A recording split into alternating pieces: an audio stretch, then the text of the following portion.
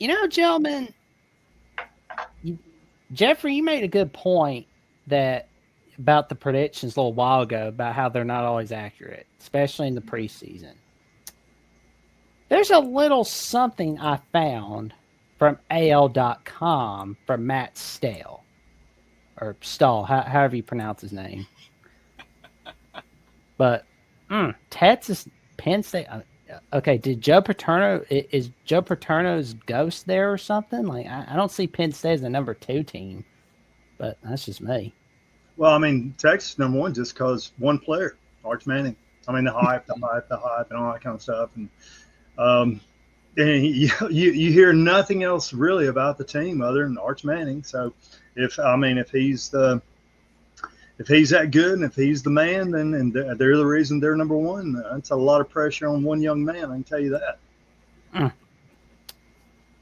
We see the Buckeyes. We see Georgia. Oh, that's according to Athlon. Georgia is ahead of Alabama. Birdie, what do you think about that? About Georgia being ahead of us. Um, Yeah. you know, it's hard for me to get a gauge on Georgia with the quarterback situation. Mm-hmm. It's been hard the past few years for me to get a gauge on Georgia with the quarterback situation. I don't think that Carson Beck was as advertised, which I think a lot of people would agree with that statement. I think Gunnar Stockton's good. He's got some good pieces around him. You know, as always, they're going to have a good defense, but if I'm not mistaken, their schedule it might seem easy on paper, but I think it's going to be difficult for Georgia to navigate. I think that defense is going to struggle a little bit this year. And then they're replacing some key guys on the offensive side of the ball. So from a talent standpoint, I would give the advantage to Alabama this year. But Georgia had a better record in all, and Alabama lost three games regular season, lost to Michigan. So I think that had something to do with it. But as far as the more talented team, I would definitely say Alabama. But I kind of understand where they're coming from in a sense because, you got Kalen DeBoer who really hasn't proven anything yet, and then you have Kirby Smart who has. So I think that definitely factors into their decision to put Georgia, up here at number 4. That's just my take. Yeah, I But I agree with can't. that, honestly, because when you talk about the coaching experience, that's really the only major advantage. The only thing that I really fail to grasp with Georgia getting more hype than us is, for one, we beat them last year. I know it was at home, but we did beat them last year.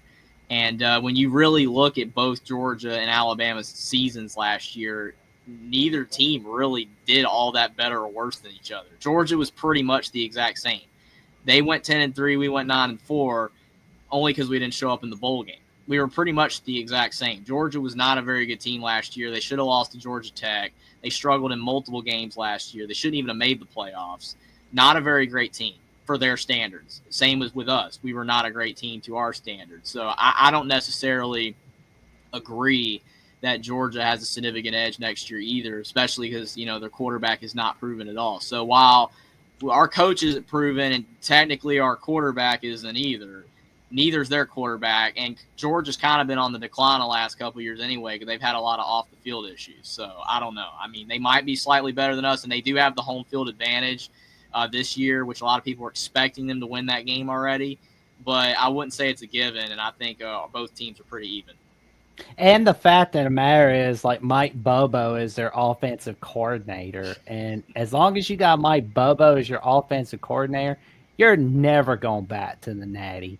And you're not going to the semifinals either. I mean, yeah, you can flaunt all you want that you won the SEC, but you're not going to get, like, you're closer to having a drink at the Long Branch with Miss Kitty than you are getting to a Natty with Mike Bobo as your offensive coordinator. And I'll say this, and we from here to forward, we learned this past fall that I mean you can throw the bowl games out because all this portal stuff and people opting out and that kind of stuff. You can't even base anything off what happened in a bowl game anymore. I think the bowl games, like we talked last week, I think they're going to be obsolete, meaningless, and nobody's going to be interested because everything's going to the playoffs. All you care about now are the teams that are in the playoffs. So, but I think right now. I think they're pretty two new quarterbacks. I think they're evenly matched in certain areas. I do. You have to take into the factor of the home field advantage. So right now I would lean Georgia as a slight edge. But then once we see in the fall, like Mark, Coach Hudson said this past week that, I mean, even as coaches, you don't even know your team anymore until August because people are leaving after spring practice and all that kind of stuff. And so you don't even know. And so as prognosticators, and we want to make these predictions about teams, we don't really know because everybody's changing. I mean, it's just, different script every week. So we'll find out in the fall and then start after about the third week of the season. We might know a little bit. Well, this question's kind of nagging at me, and this time I want to ask Brody for a little bit. Out of the three rivals for Georgia, who's most likely to beat them this season? Auburn, Florida, or Georgia Tech? Let's see. They got to go to Auburn, right? Mm-hmm. Yep. All right. And Florida's going to be in Jacksonville, or did they change that? Jacksonville, yes. Okay. I would probably say Jackson. I would probably go with Georgia Tech. They're going to have to go to Georgia Tech. As far as the atmosphere, obviously Auburn's going to be the most tough, most difficult place to play. But I'm not buying the hype of Jackson Arnold or any quarterback they have in that quarterback room. And so, if Auburn's mediocre at the quarterback position, they're just not going to beat Georgia, in my opinion. Georgia's got the upper hand on both sides of the ball. Georgia Tech, on the other hand, Brent Key did a great job. As Jeffrey was saying, they had them, on the brink of being eliminated from the playoffs virtually, and, Kirby was able to escape that game and reach the playoffs. But I think that Georgia Tech is getting better and better each offseason. They're bringing in transfers. He's getting some good recruits. I would say Georgia Tech at this point in time, but that's subject to change. I think that Florida and Auburn are going to be improved from a season ago, but I don't think I'm ready to say that they're going to compete with Georgia on that level like Georgia Tech is capable of. Plus, you got, you got your running back with Haynes, and you got Haynes King coming back. I know they lost Eric Singleton to Auburn. But Georgia Tech is well coached. They're going to be at home. They're probably not going to have anything to lose. And, so right now, I'd probably say Georgia Tech out of those three schools. And if Georgia Tech was to beat Georgia in Atlanta this year, it'll be the first time since 1999 that it's happened. All four wins in the 21st century against Georgia have all been in Athens. I would agree with that Georgia Tech is probably the most likely to beat them, but Auburn is definitely a close second because the issue with Auburn, and it's been this way since they fired Gus Malzahn, they only show up for like one or two games every year, and it's typically Alabama and Georgia every single time, and especially when it's in Jordan-Hare. Alabama should have lost to Auburn the last two times they've played in Jordan-Hare, even though Auburn both years were terrible in 2021 and 2023. We won on a last-second touchdown pass to Isaiah Bond in the left corner and Ja'Cory Brooks in the right corner the last two times. So even though Auburn is not good, and even though I think they'll be a little bit better, they're going to probably give Georgia everything they have. That doesn't mean they're going to win the game.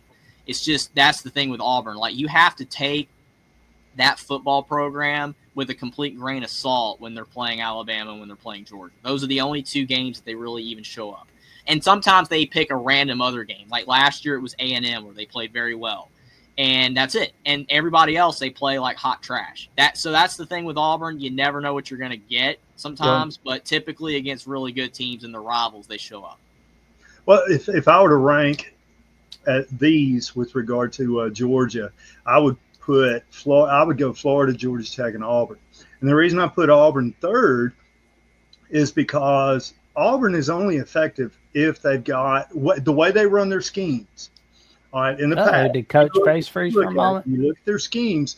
They've got to have a running back. And Jarquez Hunter last year, and you go back and back and back. You've always got that little running back there that can, make things happen and bail them out and stuff like that. And now that I don't know who their running back, Jackson Arnold. I don't put a hill beans in him yet.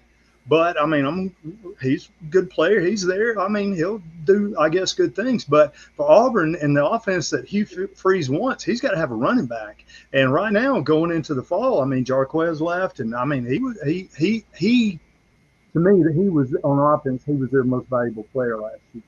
And without a running back to go with what he's trying to do, I just don't see a silver lining for Auburn right now. So, Well, there you go. well, we got these other rankings like Clemson, Notre Dame being ahead. LSU should not even be on the list, man. I Yeah, know, agree. right? I was like, LSU? Are you kidding me? Every year they get hyped. They're like Miami. They're like A&M, but this is really bad. We beat them 42-6 last year. They were not even good. They were terrible. And now suddenly people think that they're going to be a top 5 to 7 team. I just don't see it. Garrett Nussmeier is so turnover prone. The team does not even have the same amount of talent they've had in the past. I don't see it. I could be wrong. I mean, honestly, I haven't really studied LSU that hard this offseason, but to me, nothing that they would have done has really jumped off the page to make me believe that they're going to be this improved this year, especially with Brian Kelly still at head coach.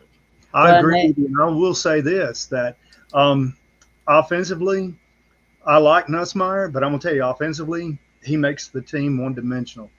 He is a drop-back passer, and that's it. That's it. I mean, you look at Lenoris up there in South Carolina. I mean, that guy is freaky crazy outside the pocket, makes something out of nothing. Garrett Nussmeier can't do that.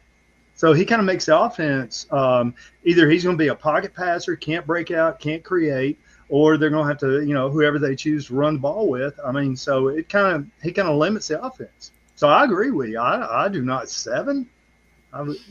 Am I right? Wasn't they were 7th, right? Yeah, they're 7th according to Athlon. And when I got this preseason magazine last Monday at my house, I was looking at the preseason ranking. I was like, LSU at 5.